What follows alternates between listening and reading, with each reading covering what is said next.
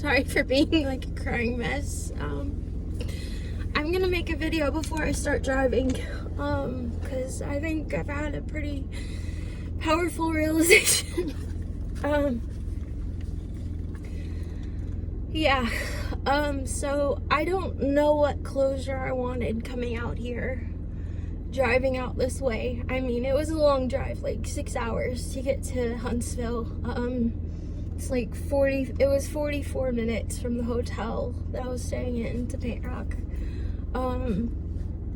But yeah, it was kind of a shock seeing all the tornado damage.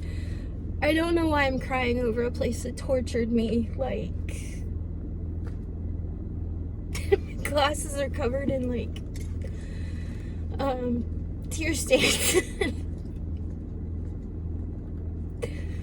But you know, I'd already realized that, you know, this place is not the same place that it was, you know, when I was here. It's, you know, a bunch of abandoned buildings that are in disrepair anyway. You know, before the tornado hit, it was a bunch of buildings that were just in disrepair, you know, stuff scattered everywhere, just random, you know, clutter that they just tossed wherever, you know, in various places. I didn't really want to go in, like, most stuff, because it was just, no, I don't do spiders, and it got really hot wearing a, you know, KN95 mask, you know, to make sure I wasn't breathing in anything gross. Yeah, it's not the same place. You know, the people who were here when I was here aren't here. The people who hurt me are not here anymore. I'm an adult. I can leave. You know, unlike when I was a teen and trapped here and being abused, I'm an adult. Nobody's hurting me, and I can leave. And, you know, I think it's okay that I didn't get up the hill.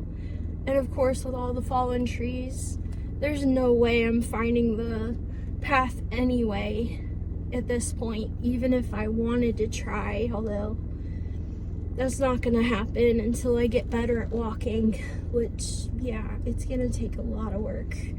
Probably years worth of PT. We'll see.